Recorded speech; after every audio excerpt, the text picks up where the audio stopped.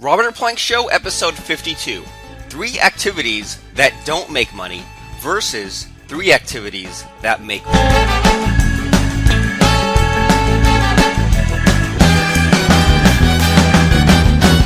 This is Robert Plank, and I want to personally welcome you back to the Robert Plank Show, where we talk about internet marketing, making money, and what I want is to get you from where you are now to exactly where you want to go. And I was just randomly thinking about, I was at an internet marketing conference a couple years ago, and maybe you've been to things like this, whether it's a local meetup or some kind of thing where you flew across the country, but usually, here's the way that these kinds of events work, is that you go to the event, and the main attraction, so to speak, or the reason why you were sold on the event are these people called the speakers, right? People who are teaching you something from stage. And the way it used to work is that the whole reason for them speaking was so they could pitch you something. Nothing wrong with that. And now it's more of like they teach you something on stage just to get the credibility, and then later on, when there's the mingling, the networking, then they make their sales one-on-one. So, I mean, it's still kind of the same idea, a little more roundabout kind of way. So you go to this event, speakers on stage. Then another component of going to a live event of any size, whatever niche, is that then there's the networking, right? And the networking is the kind of thing where just outside the door to the conference room or after hours at the bar or things like that, all of the attendees who came are of different skill levels, right? And a lot of them are more advanced, and what's being taught on stage is the same old kind of stuff. They already know that. They are there to make some deals, make some joint ventures with other people attending. And the same thing for if someone's kind of a beginner or intermediate marketer, they are there to shortcut the path from where they are now to where they want to be. So if they can hook up with someone who has a list, or has a product, or has something like this, then it's just as advantageous for them to go to see the learning and then also for the joint ventures. And I mean, you definitely should go to these kinds of conferences, no matter if it's free, no matter if you have to pay money. You should go to at least a couple of things like this every single year. So in between that, in between the main speakers and in between the networking, then a lot of these events have either like what we call a panel or a question and answer session. And so me and my business partner, Lance Thomas, we run at probably about an event a year. On some years, we do 2 events that year, but we always throw in every day 60 to 90 minute question and answer session, because we taught different things, different topics throughout the day. And I mean, the best way to do that kind of thing, by the way, is to not let people interrupt you. You just have your thing you're talking about, and then you just put it out there as is. But then, if people have questions, what we like to do is have them save those questions until like our early afternoon Q&A session, and that way that we can just dump them all at once, get them all handled all at once. That way we don't get off track or go over time, things like that. And so events will have either that kind of thing where you can full on save the questions that you have until a later date, and a lot of times it's just getting clarity, or it's a kind of thing where it's called a panel, right? Where you have maybe 10 or 20 people all get on stage, and then people ask questions either to the whole panel or to individual people. I mean, you've all seen stuff like that, right? And so the thing I was just thinking back to was one of the earliest internet marketing events I attended. I went to one of these panels, and the thing about these panels is, I mean, usually people have these kind of like really vague questions, right? Like, well, how did you build your brand? Well, how do you make $100,000 a month? And everyone kind of has like vague answers, right? Like, well, make something that people really want, or finish everything you start, which is, I guess, kind of okay advice, but it doesn't really give you any kind of details. And so I was at an event a few years ago, and people were asking things like, where do I get graphics made? Where do I get a logo? And people said, well, you can go to any one of these 10 sites. And that wasn't really helpful, because it's like, well, which of these 10 sites? What do I do? What do I ask for? They're just completely stuck. So this one guy, I'm going to call him out right now. His name's Ross Goldberg. He said, okay, well, you are asking a question. And so this guy, Ross Goldberg, is an internet marketer. He was sitting on stage, and then someone asked the whole panel, where do I get graphics made? So Ross Goldberg said, okay, so you need to get graphics made. Is anyone in the audience a freelance graphic designer? Is anyone in the audience the kind of person that for $200 would create a logo for somebody? And a couple hands went up and they said, okay, now all you have to do is make a note of whose hands are up, and in the next break, go and talk to them, and then now it's done. So sometimes it really can be that simple. And I think ever since that moment in my life when this guy Ross Goldberg had an answer like that, instead of regurgitating, something he'd heard or kind of thinking of something just to satisfy the guy's thirst right there, he got the problem solved. He said, who here can solve this problem? Now you hook up with them. So ever since that moment, every time for example, if I listen to a podcast or I read a blog post and then they say, okay, well, you need to buy this book, or like the point of a certain blog post or a certain podcast is to solve a specific problem. I tune in listening to solve that problem, and so many times since then, I listen to this podcast and maybe, 10 minutes in, they're like, okay, well, you want to buy this book. This book will solve the problem. I'm like, cool, that's all I needed to hear. I'm done. I delete that podcast episode. I go buy the book. When the book comes, I go and read it. And even when I read that book, I might even read just 20 pages in or 20% in and get the answer I wanted. And I say, well, I don't need to keep learning and learning and learning and learning and then implement it. I got the one thing, and let me just go off and do this thing I'm going to do, so that I don't get stuck in this academic learning mode. So when I go to these things like offline events, every now and then I'll come across someone who has a running total of the amount of money they've spent on different internet marketing courses, and they say, well, I've spent $40,000 in the last decade, or $60,000, or my garage is full of all these different courses. And I mean, in the moment, I definitely make it a point not to be nasty, because it's really easy to be nasty and to say, well, it's all your fault that you didn't implement, or things like that. But then I think, well, okay, out of all the courses you bought, out of the 20, 30 courses you bought, what was the best one? Okay, it's this one. Well, what did they teach you? Well, maybe they taught you how to make a membership site. Okay, well, where's your membership site? Didn't put it on there. So there's something to that, it's really easy to get stuck, and I'm definitely not saying it's your fault, but it's easy to get stuck in that academic mode of you keep on buying stuff, you keep on learning stuff, and what if you just got just enough clarity? What if you bought a book that said, here's how to make a membership site? You got just the part where it said, here's the software, here's the checklist, and you skimmed the book really quickly, but you didn't learn it in depth. You just put it out there for that first stab at it. I'd rather do a few stabs at something and then get it right than to learn about it and get it perfect in my head and then get distracted and never get finished with that. So along those lines, if you listen to this show, I talk about this thing called 4 daily tasks, which just basically means that every day do exactly 4 things. Do one thing for 45 minutes, something else for 45 minutes, something else for 45 minutes, and something else for 15 minutes. These are all things that are business related that actually help your business. So it's not things like vacuum the carpet. That's your own personal time. And they're all things that can specifically be delivered. So if you say, well, I'm going to start on this blog post, or I'm going to think about this idea, I can't really look and see if you've done those things.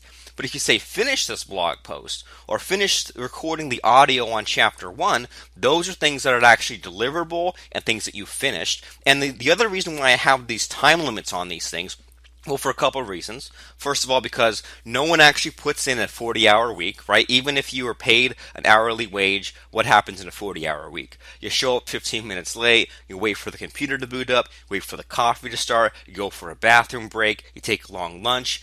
The average person, I would say, probably puts about 15 minutes a day into their business. So if you have, or anyone's business, right? Like if you're an employee or an entrepreneur, either way, you don't put in as much time as you think. So there's no point in working these 8-hour days. What works better are these focused spurts of productivity. And I like to say these 45-minute tasks, because I used to say, well, when I sit down and I do one of my 4 tasks, it either goes 30 to 60 minutes for the 3, and then the other ones go 5 to 10 minutes. It's easier for me to just say an average of 45 minutes. You sit down, you get done what needs to be done, you record one module of your upcoming membership course, and then it's done. You hop off the computer and you're done with that task for today. And you can actually cross that off and feel accomplished. And then for your next 45 minutes, you might go and come back and edit that video, or might go back and edit and add title graphics, add music, upload it, put it online, to contact your list about it, things like that. And even if you end a little earlier, then that's still more than most people got accomplished that day. And if you're one of those people who says, we don't understand, Robert, I do 20 or 30 or 40 things every day. Well, do you? Or are they all little 20 or 30 or 40 little distractions? I honestly don't think that checking your email should count as one of your tasks. I don't think that retweeting stuff on Twitter should count as one of your tasks. I don't think that going on social media and Facebook should count as one of your tasks. But if those are all things that you can actually measure and actually make you traffic, and there are actual deliverable things, like if you say, for example, I'm going to go on Facebook and I'm going to post on these 10 different places, or I'm going to set up these 5 different Facebook ads, that's something that actually can be finished and actually deliverable and provable. So what if you grouped all those other things that previously were distracting you? All of your checking emails, you only check email once a day. All of your retweeting on Twitter, you only do that once a day. You could group all those things together, and that could be your 15-minute task. Okay, so that's why we have 4 daily tasks, 3 45-minute tasks, and 1 15-minute task. So it's all about the activities that you do. So I'm going to list 6, I wouldn't say they're random activities, but I want to say there's 6 activities, and there's 2 sides of the coin here. There's going to be, when I was an up and comer, the thing that didn't work, and with one little change or one little twist, it actually works. So I'm going to get right to it. Let's talk about 3 activities that don't make money versus 3 activities that make money. The first one we're going to talk about is a 7 ways type of book versus a 7 steps type of book. The next one we're going to get to are wedding PLR articles versus resell rights to a proven best-selling WordPress course you created. And there's a lot to unpack there, but I'm just going to throw out the exact case study there. And the third thing is going to be high-ticket product bundles versus a high-ticket webinar class. Okay, so first off, when it comes to making any kind of thing you're trying to teach someone, if you're a brand new beginner at it, and you don't have a complete picture, well, it's easy to make something simple because you yourself don't fully understand it, right? So there's that first step, which I guess you could call unconscious incompetence. You don't know what you don't know. And then you move on to this thing called conscious incompetence, which means that you realize that there are holes in your knowledge and you kind of know where those are. You know that you understand, what you understand is maybe 10% of something. So if you understand maybe copywriting, right? Unconscious incompetence, you go and you say, well, there's this thing called a sales letter, but I don't know how to add graphics or code a web page, or I don't know how to make a good headline or bullet points, or I don't know what sells and what doesn't. So that's what you don't know what you don't know. But then conscious incompetence could then be where you studied a couple sales letters and you kind of understand maybe a few maybe half of it, right? You understand how to make a web page look okay. You understand maybe some of the structure. You understand that's going from a beginning to the end, that a copywriting and a sales letter is introducing a problem and aligning with their values, and then adds pain to that problem, introduces a solution and breaks down that solution and tells them to buy right now. But you might have a swipe file, so you might know of your top 10 favorite 10 or 20 headlines out there, and when you go to make your own headline on a web page, you can use those as starting points, but you definitely don't have a grasp on everything. You don't understand maybe if a web page just flat out isn't selling, what to do about it, right? And that's where conscious competence comes in, and that's the third stage, where now you do know how to fix things, and now you can look at your sales journey. You can say, well, here's the bottlenecks, or here's where I can go and improve, or here's where I can do even advanced stuff like add an audio button or a video to a web page. And then you get to unconscious competence, which means that now you're just kind of the maestro, right? Like you're the virtuoso. You go there and it's just like second nature to you. You just go and whip out a cool web page, and you don't really know what you did because it's so easy for you now. And that's kind of a scary place to be, right?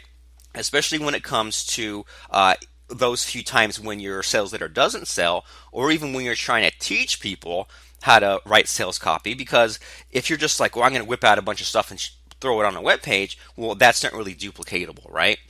And so the whole point of this is, what we want to do in any situation is to get someone from unconscious incompetence and get them to at least conscious competence, or maybe even unconscious incompetence. But it's really easy for us to overlook the newbie point of view, especially if we're now a master at it.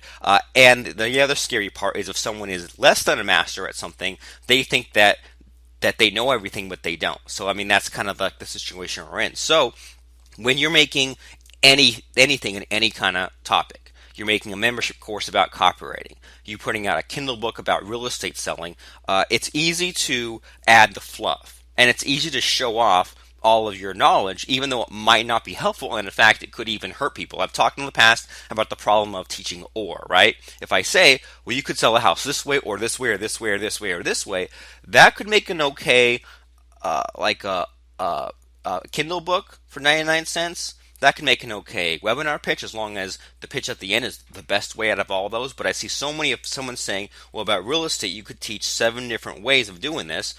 Now that's just really confusing me.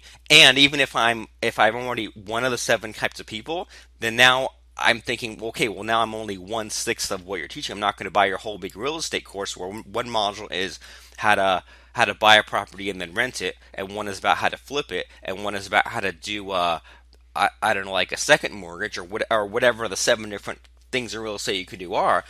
I mean, now it's just really confusing. So instead of going for a 7 ways kind of book, 7 ways kind of book is all right for a 99-cent Kindle book. But when it comes to selling something high ticket, whoops, all right, I'm getting too excited there. When it comes to selling something high ticket, you want the 7 steps instead, or even less steps than that. So here's what I mean. You go from where they are now, which is probably if they don't know how to sell a house at all, and the final step is like their house is bought and sold and flipped or whatever. Well, then you go and backtrack and you say, well, what are the 7 logical milestones from where they are now, which is nothing, to where they want to be, which is they just flipped their dang house, right? So you get to, well, maybe one module is how do they locate a neighborhood. Maybe one module is how do they get the proper paperwork or the taxes or licenses. Maybe one module is then in the process of like getting a loan and buying the house. Then one module is listing the house. You can kind of see where I'm going. If you're teaching your membership course on copywriting, well, the final step is maybe they have a sales letter and they've made sales. So, and that's the cool thing, is if you jump forward and you realize ahead of time what the final step is, you can make the final step something really cool. Because most people, if they're just making it up as they go along, they say, well, I'm going to teach people how to make a web page. By the time you're done, maybe you'll have your first web page done. But what if the end point was first web page plus first sale? Then you can backtrack out of the 7 steps and you can say, well, maybe the second to last step is traffic. Okay, so now we can have a module on how they can get their traffic to an existing sales letter, and maybe the one before that is then the sales letter is done.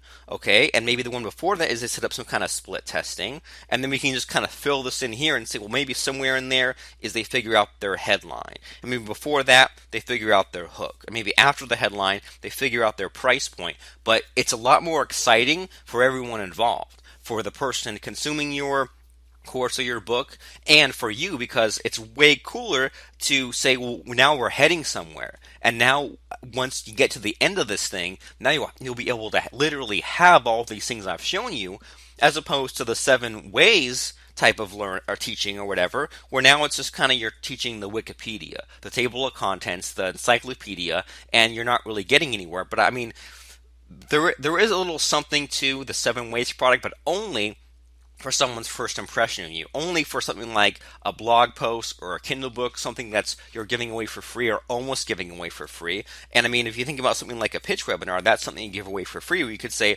well, here's the 7 possible things you could do when it comes to making money with real estate, but then here's the best one at the end, and that's the thing that I'm gonna sell you on. And you say, well, when it comes to making a sales letter for copywriting, well, you could hire someone to do it, you could go through all these books and figure it out, and here's all the things that don't work, and now finally here's the things that do work. So 7 ways only works to invalidate all the other possibilities except for the way that you're going to teach it. And then the 7 steps is really powerful, because now it's like actually building towards something in easy milestones where they might even be able to leave off at any point, right? Because let's say that that you teach someone like the whole real estate thing, well, they can easily get to the point where now they're buying the house and that's good enough for them and they're going to quit. Or maybe they already bought the house, but now it's not selling. They can buy your 7 steps course, and now they can start at step 3 because they already own the house, and now they go forward and finish selling the house. Okay, so 7 steps kind of product is way better than 7 ways. And so when I would put out information products and they weren't selling, usually it was, well, one of the reasons was because it was a 7 ways and not a 7 steps kind of a solution, right?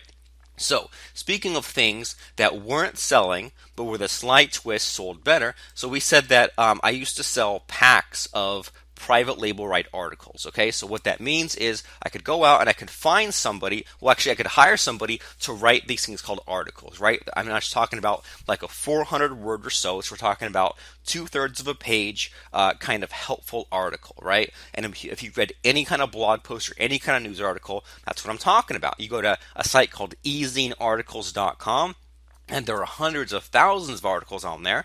And the reason for that is because people post, or people write things and post them on these high traffic sites like Easy Articles. So if someone is looking for how to tie a tie, or how to, I don't know, how to plan a wedding, well, then they can go and they can click on this article about how to plan a wedding. And if you have your wedding planning course in the bottom, well, then if someone liked the free article you had to teach them, well, then at the bottom they can click on your site, end up on your blog, opt-in page, sales letter, one of those kinds of things. And so, what seemed like a good idea in theory was to do so. Then on the other part of this, so you can have these article sites, right? And people post them, and that's the reason why they post them, because they can get traffic. They can also post them on their blog and get search engine love, things like that. And so, what people do sometimes is they'll say, "Well, I'm going to sell you a package of 10 articles for." Let's say $10 to keep it simple, okay? So for $10 you can go and buy these articles that have these things called private label rights, which means that you can change them as much as you want. You can put your name on them and claim ownership. You can put anything you want at the bottom and link back to your site. So the idea is, well, what if you had this product on how to plan a wedding or something, and then you had a free blog where you needed some new content and you didn't want to spend all day writing stuff. So you'd go to these PLR sites, private label rights sites like master-resale-rights.com, and you searched for wedding articles, and you went and paid $10, and cool, now you have 10 blog posts. Now you have 10 new things on your site that you didn't have to write. Sounds good in theory, right? Well, so then, as an internet marketer, as someone who was, selling shovels to the gold mine as opposed to digging in the gold mine myself, he said, well, for $10, you can get 10 PLR articles.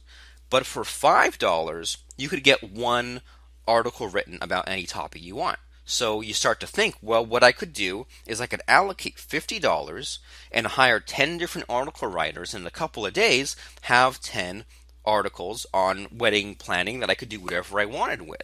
And so then what I could do was I paid that $50. Now I could go and sell this pack to other people for $10 each. And so if I made 6 sales, now I've turned that $50 into $60. If I made 10 sales, 20 sales, now I've multiplied my income. And so the idea was, in theory, that I could just keep doing that, and I could just keep picking different random niches, different random things, and just keep on generating all these packs of articles. And before I knew it, I would just be multiplying my money every step of the way. And so sometimes this worked, but it was really hit or miss on the different niches, because it's really hard to, when you're selling to internet marketers, it's really hard just to luck into someone who happens to be teaching real estate, stock market, wedding planning, whatever it is, right? So what worked a lot better was selling this thing, first of all, called resale rights, to something that was more substantial, more high ticket, right? Because, okay, I'm selling you 10 articles. What can you do with them? Well, you can't submit them to article directories like Easy Articles unless you made significant changes to them, because they don't want a lot of the same copies of they don't want 10 or 20 copies of the same exact article on their site. You have to either change it so much that it's unrecognizable, and then at that point you might as well hire your own writer to redo the article from scratch, right? Or you could put it on your blog, but then the problem with that is, but what if 100 other people put that same article on their blog? Now you're just kind of buried in the search results. So what worked a lot better was more of like a business in a box, right? Because a pack of 10 PLR articles isn't even close to a business in a box. What worked a lot better for me was I'd put out an information product of my own. And going back to the 7 steps for 7 ways, I would actually have a start to finish course with video, with plugins, with checklists and stuff like that and one was on how to create a WordPress blog. How to do all kinds of cool stuff with it. How to use a WordPress blog for content and to get contributing authors, and to use it for sales letters and membership sites and all that kind of cool stuff. So I'd make an actual course that people wanted, that people actually didn't have some of the things that this course answered, people needed and didn't have the answer. So I put it all in a start to finish course. And then what I did was, well, I made videos for it, I made checklists like we said, I made a sales letter for it, and I sold a bunch of copies. So that after a couple weeks, I could then say, now I'm going to sell a pack of resale rights. Okay, and so a few minutes ago we talked about this thing called private label rights, which meant that somebody could change anything they wanted to. They could change the name. They could put their own name on as the author. But then resale rights are a little more restrictive. So this thing called resale rights, I could say, well, as part of the terms of this thing I'm selling to you, you can resell this course as is, but you can't change it. You can't claim that you're the author. You can't change the name of the course. You can change the sales letter and add your own extra bonuses to it, but you can't change the videos. The course is as is. So, but then when I was selling this, I could do a few things. First of all, I could charge a higher price for this, right? So as opposed to a $10 sale, I could say, well, this WordPress course that costs $50, your price is $300 for the rights to this. And then you buy this, and now you can sell it on your own and keep 100% of the money. So if you make 7 sales of this thing, then you make more than your money back. And I can say, well, here's how well it sold to my list, and it sold this number of copies, and it converted at this conversion rate, and it comes with this sales letter. And what was really cool about this particular WordPress course that I sold, I looked at the people who then bought the course and how they marketed it, and a couple of guys did some really cool stuff. Like one guy in particular, all he did was he took the sales letter I gave him and the product download and the videos that I gave him, and he put it online and plugged it into an affiliate network called pay.com. So I sold this on PayPal and ClickBank, but he went and found another kind of ClickBank wannabe and then put it on this affiliate network, and then promoted it to his list, and just by that made a few $1,000s in sales. But then it picked up on this affiliate network, and then all these new affiliates made sales for him and made him these extra subscribers. So he made tens of thousands of dollars just from this $300 purchase of these things called resale rights. So you see the difference there is that what you're doing when you're selling, especially to internet marketers, first of all, it's hard to convince someone to buy something when the return on investment isn't clear. I mean, I don't like to use the word investment, right, when you're selling something, because that makes it sound like the money's guaranteed, and it never is. But I can say, well, look how well this thing made money, and here are some things you could personally do to make the money from that, as opposed to just, here's 10 wedding articles. One is a real crappy low ticket kind of thing, and one is a more high ticket kind of thing, which might take maybe a week or two to put together, as opposed to those PLR articles probably take you just a couple of hours, a couple of minutes from the hiring and the editing and all that stuff. But there's a big difference, right, between selling a $10 pack of 10 articles versus selling a $300 pack of a product with videos, with a sales letter, and maybe I threw in some of the emails that I had sent to my list that had sold well, so I could just say you can just plug this in. And maybe, heck, if I'm going to make all these $300 sales, I could spend $50 and go get 10 articles created just to promote this WordPress course, and I could cap this at, say, only 20 slots or 20 resale rights copies will be sold. That way you don't have to compete with hundreds of other people who all only paid $10. So there's something to increasing the price based on the exclusivity and based on how much easier it is for someone else to go there and make money. So along those lines, moving things high ticket, okay? So you should sell at least one thing that's high ticket. I'm saying, $500 or $1,000 or more, because all you need to do in order to get that to happen is just edit a number on a PayPal button or on a web page. Just change a $5 or a $50 to a $500, and then there you go. And the thing about selling high ticket is you might have to put maybe an extra day of thinking into your offer, into your package. You might have to add in some kind of a one-on-one coaching or some kind of extra tool, or buy up some resale rights and ad bonuses, or even market it better. Imagine that. You might have to send an extra 2 or 3 emails that week to promote your higher ticket product because it's less of an impulse buy, but that's just how it is. And once you get the hot buttons figured out and you get those couple of emails written, now that's part of your sequence. Now that high ticket sale, even though you'll make less high ticket sales and low ticket sales, the amount of money will be greater, and it'll be easier for that money to come in. And I mean, of course, you do need to have these things like building a list, and you do need to be selling low ticket products to get people used to buying from you. And only a small percentage of your list will buy high ticket. So you need to build a big list so that that small percentage is also a big number, if that makes sense.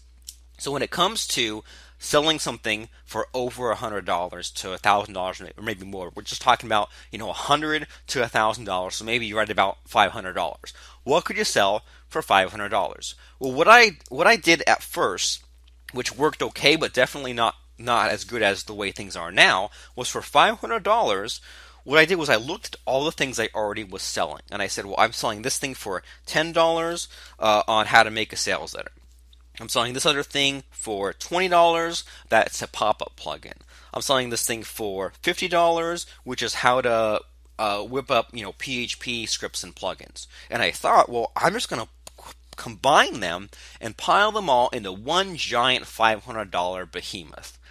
Well, what happened there was, first of all, we kind of ran into the situation like before where someone saw all these different things, and I would assume the number one reason to buy was they'd say, well, there's so much stuff in here, there's got to be one thing in there that I want. But then I think that the number one reason why other people didn't buy is they said, well, there's this huge package, I'm only going to be able to use 10% of it, let me just go and find that one thing and buy that one thing on its own. So having this thing called a high ticket product bundle, it kind of works. It works okay. It sold okay for me. But the problem with it was I had, 10, 20, 30 different low ticket products. And so I had to combine the sales letters of all of them. So there was, I think it was like a 102-page sales letter just to read all the stuff that was in this $500 package. And so it was just a huge mess. And I think I got to the point where people just read and be like, okay, I give up. I'm not going to read this whole thing. There's so much in here. There's got to be one thing in there that I can buy. So that's one way to do it, doing a high ticket product bundle. But what's even better is a high ticket webinar class. And if you think about it, this kind of goes full circle, right?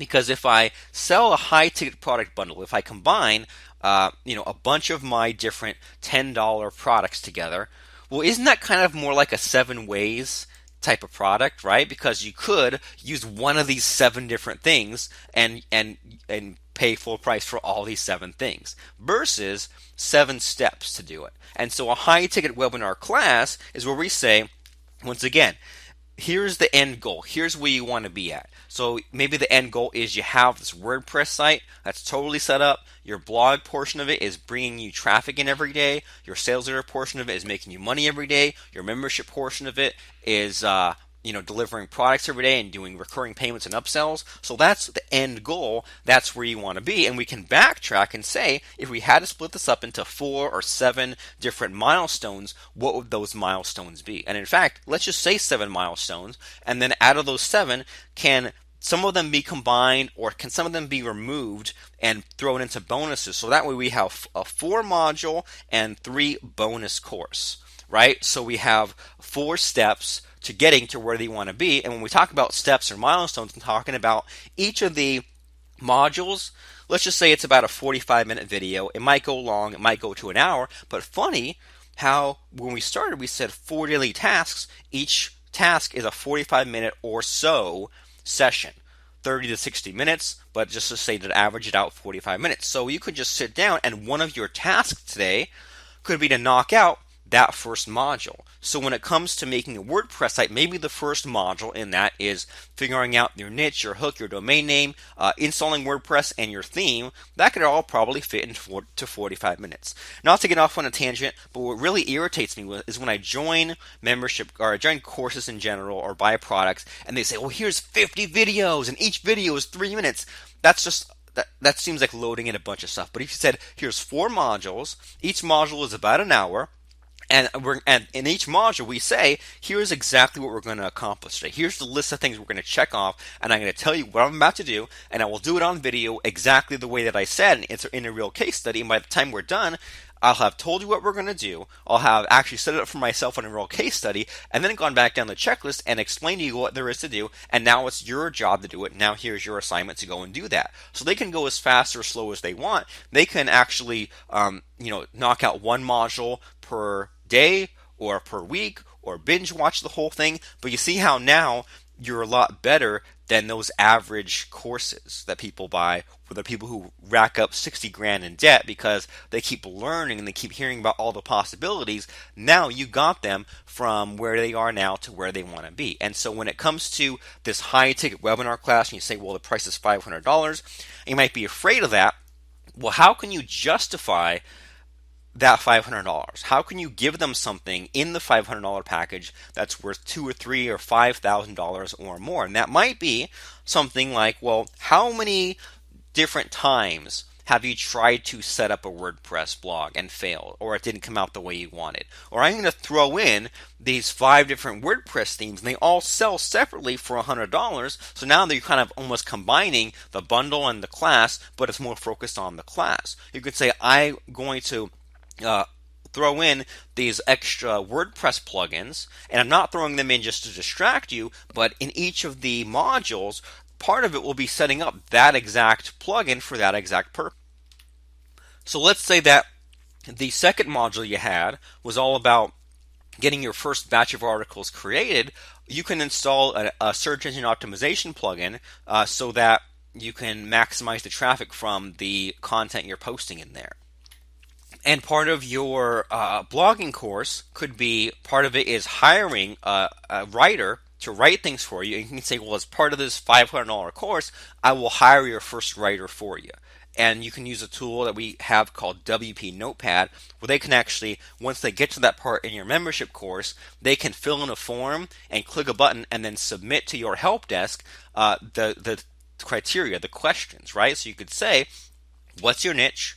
What's the URL of your blog, and what are 3 questions you will have in your niche? And then they give you that information, and you can just go through your own checklist and hire someone to write articles on that, and then return to them with the $10 you spent with the first couple of articles that they can now put into your blog. That kind of adds a nice touch to it. So have at least one high ticket class where you get them from the beginning to the end, to an exact goal with milestones along the way. And what I actually personally like to do is figure out what I think people want, make a sales letter that exactly breaks down the 4 modules, sell that course first, and then meet in what we call a recurring live webinar, and meet with them, and then actually teach the course live, in a sense, and record it. So we have these set times and dates we're going to meet, and for about an hour we knock out that module and get to the end goal, and that way it's all compressed because I didn't have the ability to pause or edit. It was all live, and they were on the call, and they could type in the questions so I could kind of make sure I was on track, and we just ended it on a high note every single module along the way, and then recorded it. So for the live group, they really had a lot of extra hands-on attention. It was almost like being in school, or being in like a compressed kind of week-long spring break school or summer school. But then once it was all recorded, it came out way better than if we had just recorded it in a vacuum. And then that way, when someone else came and bought the course a year or 2 later, it was still relevant information, but now it's like the most like high energy and action packed, and only the stuff you needed to know. It wasn't the whole Wikipedia encyclopedia 7 ways to do it. It was the exact 7 steps to do it. And by the way, what I want you to do too is go to our website, membershipcube.com, and that'll show you everything you need to get your own membership site off the ground. The software, the sales letter, how to get your structure figured out, how to get your first few sales, and all the software is built into that. And guess what? All the software that we show you as part of the step-by-step process, if you were to buy all that separately, it would cost way more than the low price of the course that you can find at membershipcube.com. So 3 activities that don't make money versus 3 activities that make money. You can see there was a little twist of it, right? 7 Ways kind of book didn't sell that well. Wedding PLR articles didn't sell that well. High ticket product bundle, so combining together all these sometimes unrelated low ticket items didn't sell that well, but what did sell well is a book or a course explaining the 7 ways, or the 7 steps, right? Not the 7 ways, but the 7 steps from getting from point A to point B. What sold well was resale rights, so not private label rights, but resale rights that was capped at a certain number, that was high ticket, that showed this exact product sold really well. And here's everything, here's the whole business in a box. It's easy for you to just go ahead and put it on your own site, and now you can just make X number of sales and you've broken even. And then a high ticket webinar class. So if you're selling something, teaching something like WordPress, real estate, the stock market, if you can show someone how to make a couple $1,000s on the stock market, well then it's easy to justify a stock market course that's $500, because they can easily buy this, figure out all this knowledge that they've been trying to get in all in one place, all in a logical step-by-step sequence without all the noise, and now it's in your high-ticket course. So I'm Robert Plank from The Robert Plank Show. That was 3 activities that don't make money versus 3 activities that make money. If you have any questions or ideas for topics or things you want handled or answered on The Robert Plank Show, email me at roberts@robertplank.com. And until then, go to robertplankshow.com/iTunes and give us a 5-star review and a quick, just 1-sentence review that really helps us to stay on the air and helps in our iTunes rankings. I'm Robert Plank from The Robert Plank Show. Have a great day, and thank you.